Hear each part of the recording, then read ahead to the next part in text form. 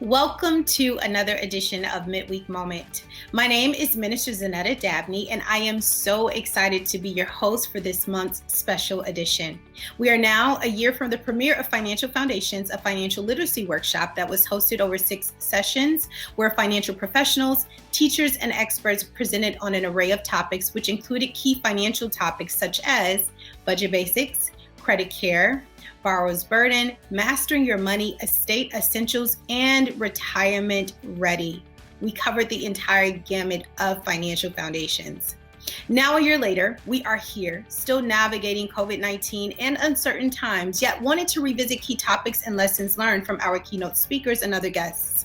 The knowledge and information presented was rich and transferable, but who are some of these keynotes and how have they navigated these tumultuous times? This is our 4th and last week. I know I am just as sad as you are to see the series go, recapping on financial foundations. As we come to an end, I want to thank all of the panelists that came back to share such rich knowledge with us and allowed us to get to know their inspirations and goals. Michelle Alexander, Melanie Stubbs, and on last week, we revisited our keynote speaker, David Bryant, who spoke on mastering money last year and learned that helping others through financial foundations is a call David accepted in his early years and continues to fulfill throughout his life. On today, a very special guest. Yes, a special guest. Marilyn Stennett is a veteran of the United States Navy who began her professional financial career 4 years ago when she joined Value Teachers. Over the years, Marilyn's career has afforded her an array of professional accomplishments, but none have provided her the satisfaction she derives from being a retirement education specialist with Value Teachers. According to Marilyn, there truly is never a dull moment educating educators and school employees on their retirements, as she is always learning something new, and she loves sharing what she has learned. Marilyn works with all educational platforms, including charter schools, offering these educators her expertise in planning for their futures. Although her primary focus is educating teachers about saving for their retirement, she notes that everyone should have a retirement plan, and I fully agree with Marilyn. Since starting on this path, she has helped various clients by providing a retirement plan in Christian schools, private schools, churches, small businesses/groups, and various 501c3 organizations. One of her STEM middle school clients, Andre J., notes that he highly recommends Marilyn to anyone who wants to start their retirement plan for a quick, safe, and successful way to meet their financial goals. His experience with Marilyn has always been a very positive and a very pleasant one.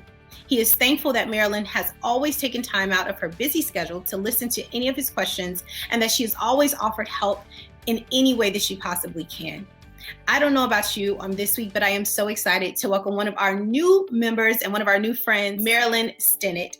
Welcome, Marilyn. How are you today? Zaneta, I really appreciate that you are inviting me to speak with you this evening. Thank you so very much.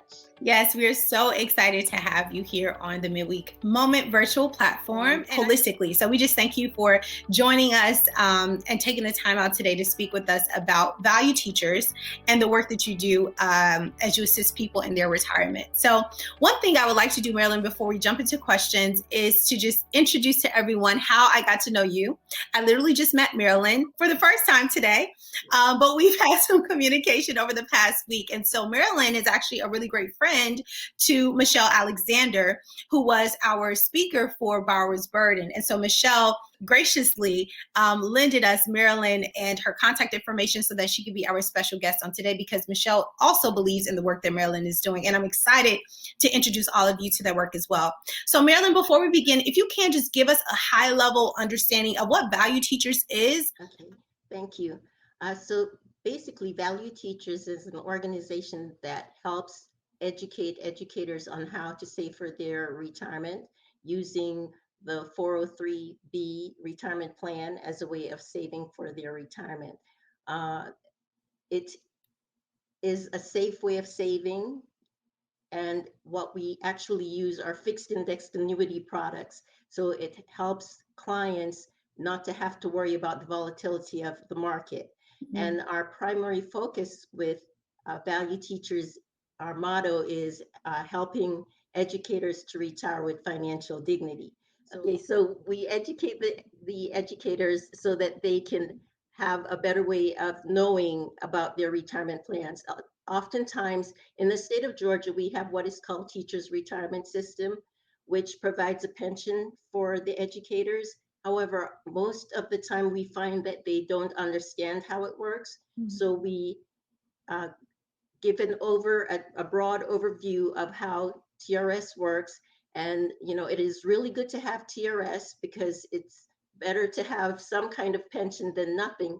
But the way in which the system and everything is going right now, it's always good to supplement and have extra retirement income, and doing that by doing it yourself to help you instead of just being dependent upon society to help you get there.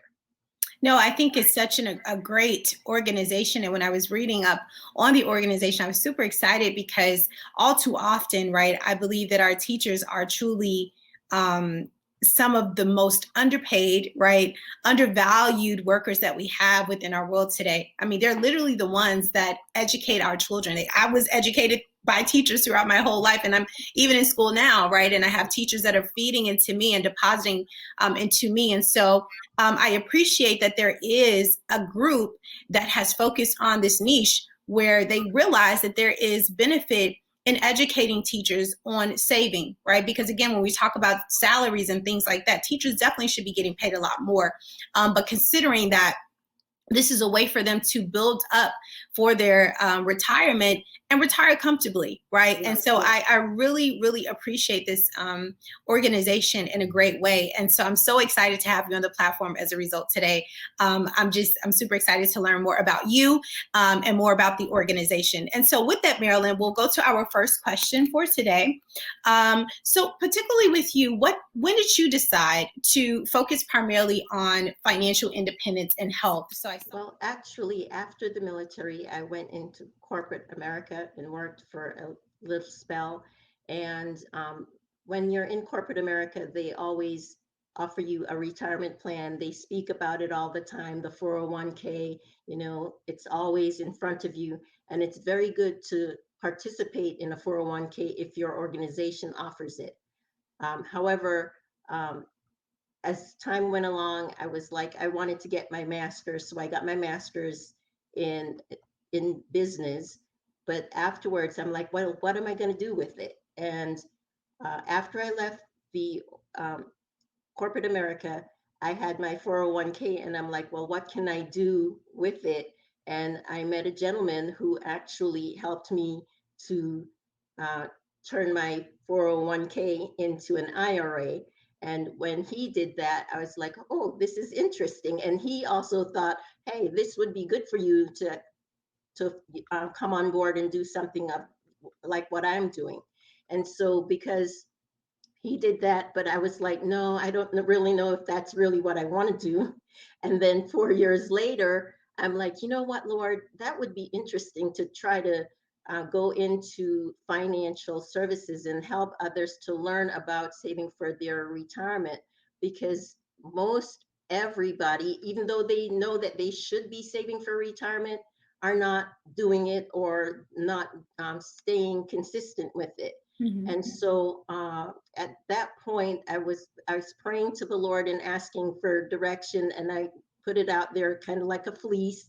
And I said, Lord, if this is what you want me to do, then have him ask me to come on board again, which he did. And that was 4 years ago. And so I joined. And so now it's like I'm fulfilling both the educational side, as well as, because I've done substitute teaching. So it kind of works together, substitute teaching, helping others to learn, and doing the finances as well. No, it's such a great story. When you talk about, for example, this idea of people not really knowing how to maximize their 401ks within their organizations, it's key, right? I always say, and this is to me a recurring theme that we'll see throughout this entire series, right? Particularly in our communities, it's just because of a lack of knowledge. We don't know, and we literally don't always have the education. Even when you work for a corporation, they'll roll this out and they'll explain it, but it's still not clear because some of us just have not really seen this, right? And so to understand the benefits of actually investing into your company's 401k, particularly as you mentioned, if they're offering it, but also on top of that, if they're offering a match, right? A lot of people also don't recognize that there's a lot that you can do with your 401k, you know, particularly at a time like this. I mentioned this last week with David, where interest rates are low. So a lot of people are investing. I mean, he made a great point, which is very valid. At the same time, demand is high. So it is truly a seller's market, right? Some of these homes are grossly overpriced. But at the same time, they're looking for cash, right? They're looking for the highest bidder. And in some cases, your 401k can be the pool of money that you can actually source from to be able to get you a home in a time like this. So to know that there are people out here, as you mentioned, a young man, who introduced you to, this idea of financial health and independence, and you just held on to that and ran with it. And I'm hoping that as people view these videos and as people continue to just seek out different things, that they also to hold on to the criticality of financial independence and health, because it's not an easy feat. You have to definitely invest time and effort. It requires great sacrifice, right? But it's well worth it in the end. And so I think in essence, what you're encouraging is for people to definitely look more at future state versus current state, right? Project out where you need to be versus where you are now. So yes, and that's actually a very good point, because when we make our presentation, which we call like a workshop, a retirement education workshop, one of the points that we make is that there is a cost to waiting. So the sooner that you can start, the lower amount of money that you have to set aside into your account. And by the way, I primarily deal with 403Bs, not the 401Ks, okay. for clarity. And so if you are in your 20s, you put aside a little bit, but the closer you are to retirement, the greater amount you'll have to set aside. Keep in mind, it's not impossible to get to whatever goal you may have that you want to achieve, but it's always best to start the younger that you are, and then you can gradually increase as you receive your promotions. You may get another degree, you may become a superintendent of a school, getting more income in, therefore you can increase how much you're setting aside, and then you can even achieve what you want and possibly exceed and go beyond what you initially intended to achieve. Because as I said, our main focus is to try to help everyone to retire and retire comfortably, so that they're not, my thinking is, if you would like to work at Walmart when you retire, that needs to be your choice. It should not be that you have to go if you do not want to. I like that, right? This idea of saving for retirement gives you free will ultimately to choose, right? It gives you the ability to make the decision versus being forced into the decision, right? And I really appreciate that. You also mentioned something I think we should probably sort out here as well, Marilyn, this idea of differentiating between 401k versus 403b. I work for corporations, for-profit corporations, right? So traditionally we have a 401k, but nonprofit organizations, their retirement funds are 403bs. And so if you can just kind of speak to that a little bit more, what that is, what that looks like for those that may not understand in full what the 403b is, because traditionally we're more accustomed to the 401k. Right, yes. So basically, the 403b is actually the older cousin to the 401k. So it's been around since 1948, so 61 years, sorry, as compared to the 401k. Now, basically, they are the same. They both allow you to save the same amount annually. If you are under the age of 50 this year, it's 19,500. If you're over the age of 50, it's $26,000 annually. So basically, they do the same thing, except that the 403b plan is for the 501c3 type organization, as you mentioned, the churches, the nonprofit type organizations. It's for private schools. So anyone that is in that sect of business can actually take advantage of using the 403b, as compared to the 401k is actually for corporate America, and they use mutual funds as a way of building up the accounts for their clients. And with our company, we use the fixed indexed annuity products. So therefore, you have the potential to gain the benefits of how the market performs without having any risk from the market. So whatever monies you have in your account stays in your account. The principals and interest, once it's been credited, stays in there, so you never have to worry that you're going to lose any of your money. And that's the main reason why I really love doing working with the 403b fixed index annuity products, because I'm like, as we mentioned previously, educators put in so much time.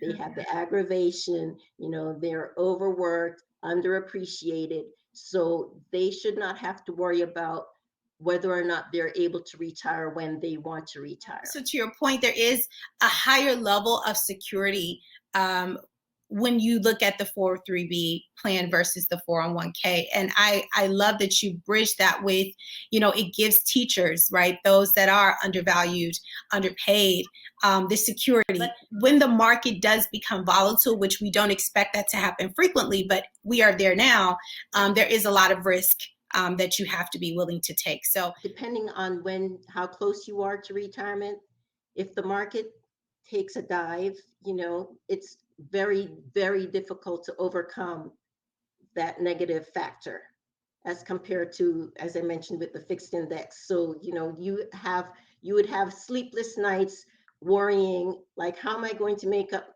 back up to whatever amount you had previously. So as compared to the 403b, you never have to worry about overcoming that negative.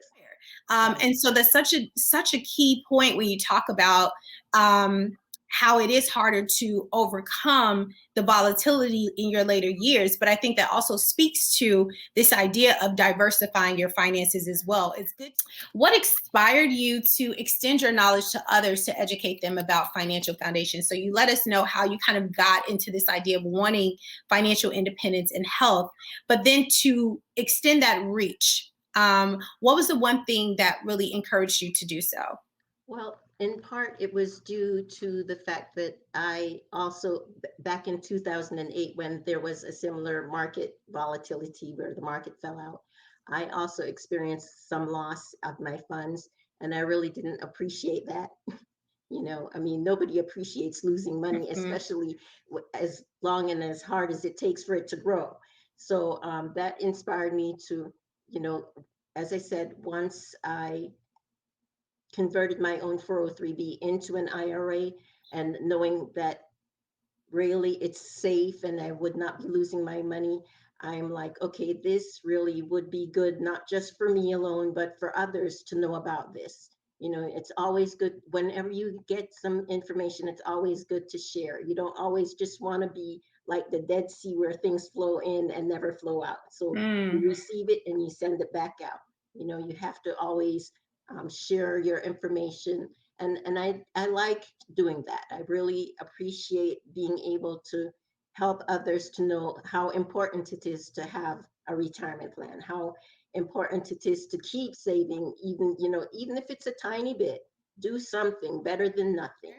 So we are now a year out from our 6 series workshop, as I mentioned in our intro, and we are also a little over a year down from the beginning of COVID-19. So obviously, as a result of COVID, there has probably been some advice that has shifted when it comes to your clients and what you encourage them to do, and even some advice maybe for yourself and how you manage your own finances that you've changed. So if you could share with us, what are those things that have adjusted as a result of COVID? Well, I would say basically to the way in which I look at it is just keep your head down. Don't be distracted by everything else that's going on. And you have a vision, you have a focus. Keep that vision, keep that focus. Now, yes, it's important to make changes, but especially due to COVID, because if we didn't make the changes, of course, no change means it's actual death. Kind of like, as I mentioned before, with the Dead Sea. So you always need to make changes, reevaluate your circumstances. And what is good, like with the 403B, is like we've had people who started their 403B, and because they had the 403B and COVID hit, they were able to take some funds as a loan or a hardship to help them through their circumstance. So it's just knowing what you have and how to use it to maximize for your benefit. So that's, the best thing that I would say I have taken away from all of this. No, and it's excellent advice.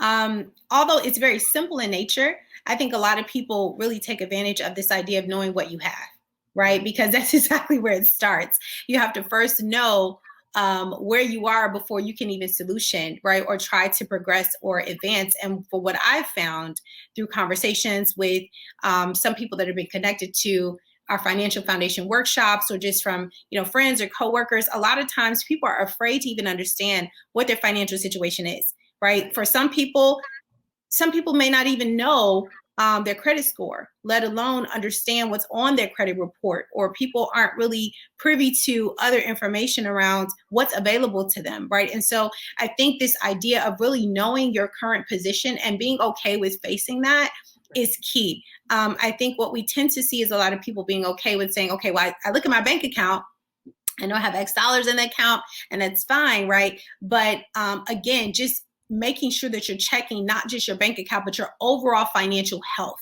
right? Which again would include your credit score, would include what's on your credit report, your debt, what other assets you have, or what other assets are being factored into, your financial position, and then how do you leverage that, right, to make sure that you kind of adjust and you change alongside with what's happening during this time, particularly within the economy. And so I think your advice is truly excellent. Again, it's and having multiple streams of income when it comes time for retirement.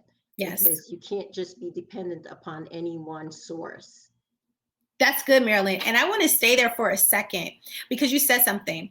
Two things I want to call out. So Melanie mentioned during her interview this idea of we're in the era of the side hustle. These are her words because I told her she needs to go and trademark it. I love it, right? It's a good tagline. We're in the era of the side hustle. This idea of diversifying your finances and having multiple streams of income. But no, even in retirement, it is still very, very healthy financially for you, as well as critical for you to still diversify and have multiple streams of income. Exactly, because as you were saying, Minister Zaneta, you do need, you don't know what your health is going to be like. You'll have to pay for insurance, and you still have to pay taxes. So you may as well allow your money to work for you, but yet have it coming from different areas. And while you are able to work, it's best to be setting it aside so that way when you're not able to work, you'll have it there available for you. So we have come to our last question. Okay. This has been such a pleasure talking to you, Marilyn. Truly, I've learned a lot, and I hope that you all that are watching have also learned a lot as well from this conversation. And so my last question for you, Marilyn, is what is the best piece of financial management advice that you have found effective and relevant today? So this could be something that someone told you years ago that you're still applying, or maybe something that you just live by as a golden rule that you found to be true over time. So I would love to hear your opinion on that. Well, one thing that I would probably find most helpful is to ask yourself the question, where are you now? Okay.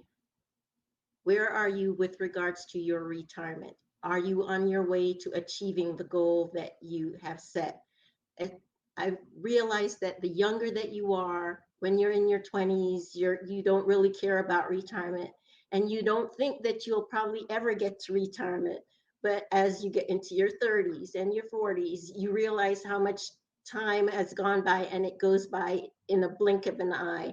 So you really have to keep in focus starting at a young age, not waiting until you're in your 50s. Now you only have 10 years to go to figure out how you're going to retire, but start asking, where are you now and how am I going to get to my end goal, which is one day to retire. So that if you want to be on a beach, that's perfectly fine.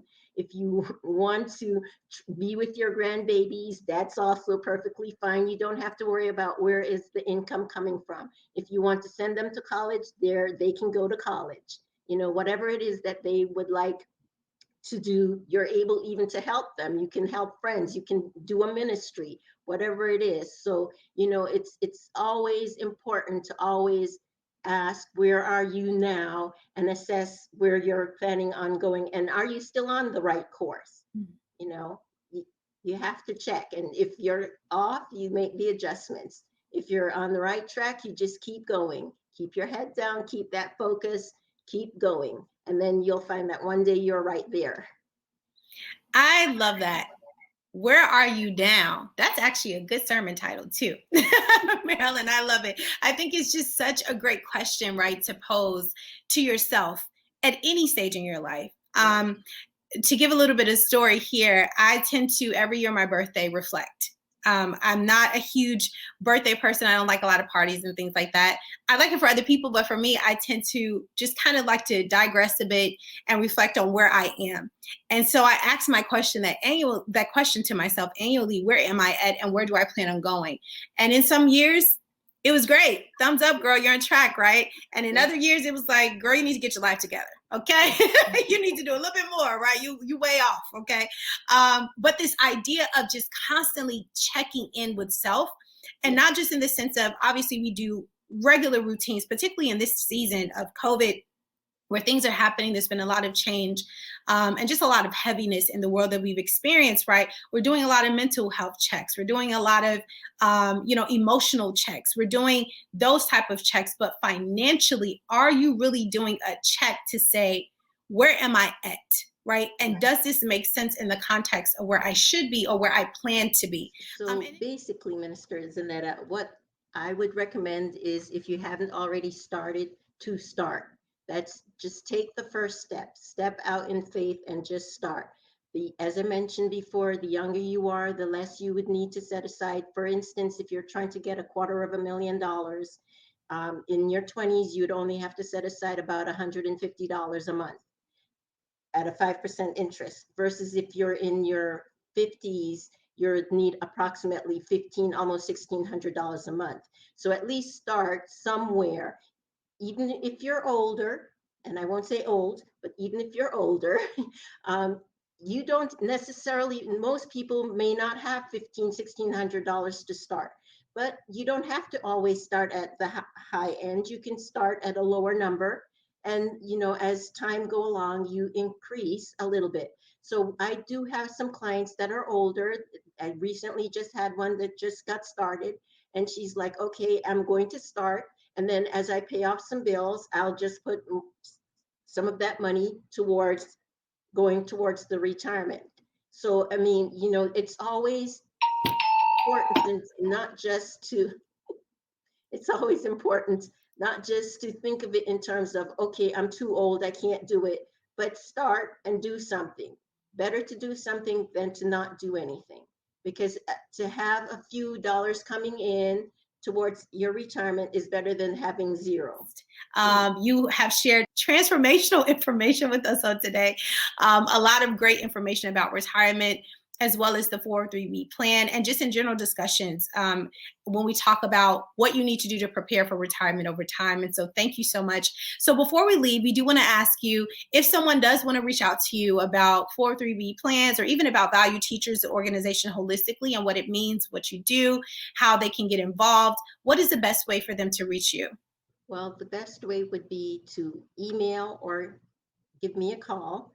My email address is M for my first name, like Marilyn, and then my last name, which is Stennett, at the @ and then value without an E, teachers, plural.com. So mstennett@valueteachers.com. Or my phone number is 770-710-8312. And that's my cell number. You would reach me directly anytime, basically. Thank you. And Marilyn, again, to everyone that's watching, Marilyn is one of our newer friends to the virtual platform and to our financial foundation series. And so we thank her so much for joining us. She was not a keynote speaker last year, but we are looking for her to be one in the near future. The information you shared today was just excellent. And so again, I sincerely appreciate your time. And so for those that are watching, thank you for joining us this month as we did our reboot for financial foundations. I don't know about you, but I was so blessed across all 4 weeks. We kicked it off with Michelle Alexander, who taught on Borrower's Burden. And then we had Melanie Stubbs, who came back and talked about retirement ready and indexing. And then we had David Bryant last week, who talked about mastering your money. And this week we have the amazing and beautiful Marilyn Stennett, who came to talk to us about Value Teachers and 403B plans. And so I feel that with all this information that you have received, you should feel encouraged, if nothing else, to just sit down and figure out where you are. And so thank you so much again, Marilyn, for your time. To you all, I pray that you all have a blessed rest of your month as we go into our June series. We're excited about what's to come. We'll be focused on brother to brother. So get excited, where Minister Dennis Foster will be our host. Minister Dennis Foster II will be our host for our brother to brother as we approach the month of June, and we're celebrating Father's Day. And so I'm excited about what that series is going to bring. But of course, please come back, review and view again these videos. Learn as much as you can, take it in, and share them. Because again, there's a lot of wealth of knowledge here within these interviews. And so thank you again. Thank you, Marilyn. I pray God's blessings over your life. And I pray that God just continues to just manifest himself in your life. And that blessings just rain down on you. I'm just so excited about what you're doing and the efforts that you're doing with Value Teachers. And I believe you are doing such great work. And I believe God is going to bless you as a result of that. And he has already blessed you, I'm sure. So again, thank you so much for your spirit and just for being here today. And I wish you all a blessed and happy rest of your week. Take care. All right. Bye. Bye.